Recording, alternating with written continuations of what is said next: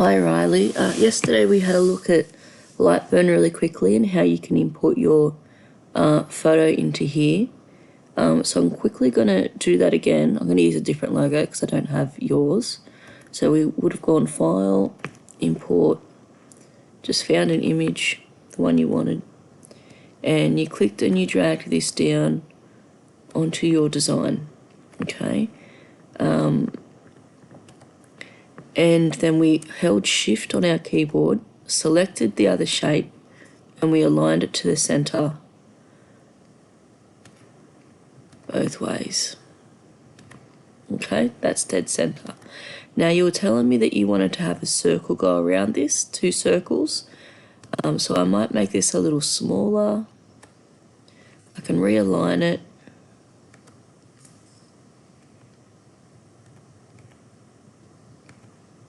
And now I can draw my circles. So there's a circle tool here. So I can click. Now see how it can do an oval? To make sure it is an actual circle, we can draw it, we can hit the select tool, and then up in here, we can just change our width and our height to be the same. So I might just go 90, enter, and now I know that that's 90 wide and 90 high, so it's definitely a circle, okay? And I can put that around the logo. Now, I can do the same thing again and just draw a random circle anywhere. And I can come up here and I can go, okay, maybe 100, might make it 110 by 110. Okay, that's a perfect circle now. Use my select tool, grab that middle square, and I can move it down. Okay, now that's getting very close to the edges of our timber, so I might go back in and change these sizes again. So I might make that 80, that one 80, enter, and then I might change this one down to 90. Or 100. Enter. And that's starting to look a little bit better. It doesn't look dead center, so I'm just going to select all my shapes. So click one, then hold Shift, select that one as well, and my red box, and then I'm going to align it all to the center again. Okay, looks better. Now we'll check what that looks like on the printer. So there's a button here that says preview, so you can click that, or you can click Alt P on your keyboard. Now you can zoom in here and you can see that the dog or your logo is just a series of lines close together without an outline. We can change that. So, and it shows down here 23 minutes. If yours is coming up with a whole heap of red, it's just because this is on, like that. It's just showing laser movements. You can just turn that off and it shows what will be left on the timber. So let's go and change a few settings here to see if we can get this time down and to see if we can get an outline if you wanted one, okay?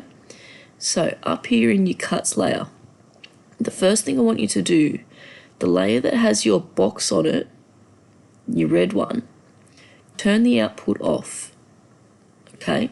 We are not burning a line around the edge of your timber. We've put it there just so we can see where this would sit on it. Okay, so by unclicking this, we're saying don't do that layer to the laser cutter. We've got our image layer, which is your logo, and we've got your line layer, which are the circles. So I'm going to double click on the image layer, and I've got more options in here. Now, I usually use Atkinson as my image mode, and the DPI, the dashes per inch, we can lower.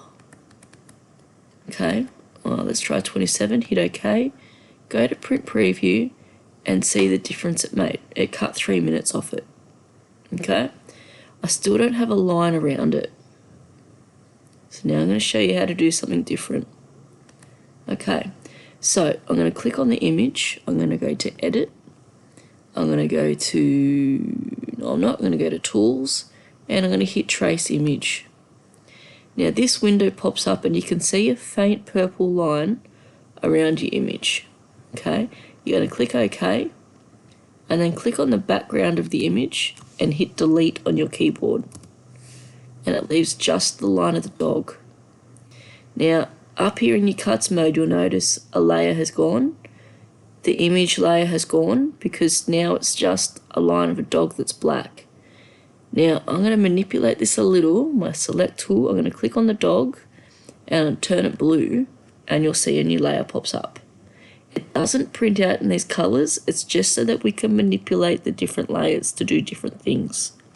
Okay, so now I've got a mode that says the dog is just a line.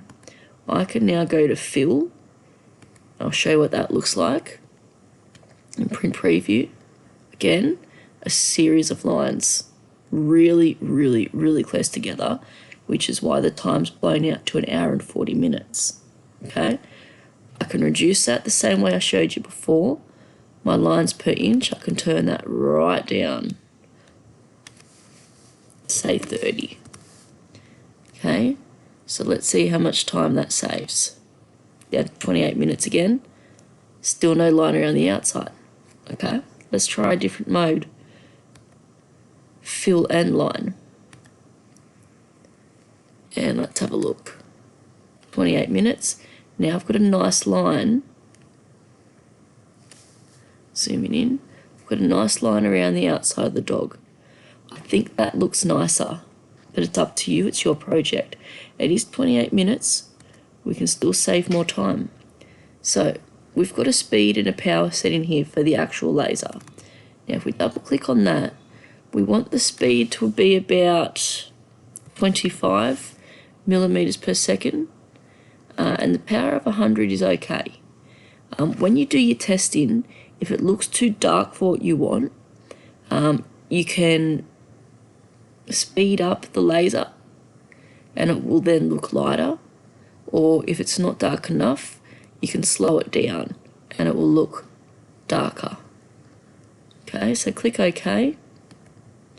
Let's see what difference that made. Down to 20 minutes. Okay, now if you don't like that these lines are, the distance these lines are at, you want them closer, let's just do that. Double click on the layer, the blue one for the dog, and lines per inch, let's just turn it up a bit. Let's go to 50, around 50. That'll do. Click OK, preview, there we go. That looks nicer.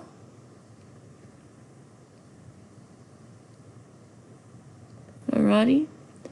And I mean, there's no particular time we have to get this down to, but just think of it in terms of a lesson. You might have 40 workable minutes in the workshop.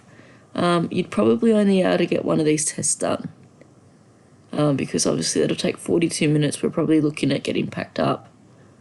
Alright, so let's just click OK. If you wanted to do your circles as fill and line, let's just have a play around with that. I might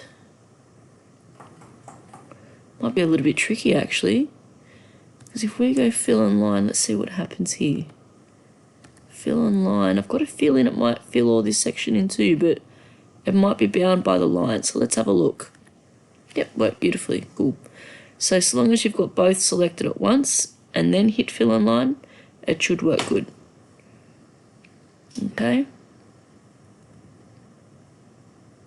And thinking about how you want it to look, if you want that circle to look lighter than your logo, you'd change your speed and power settings.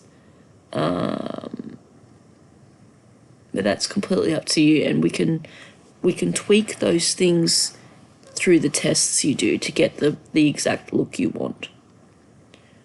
Okay, so hopefully that helps you get your logo finished this lesson.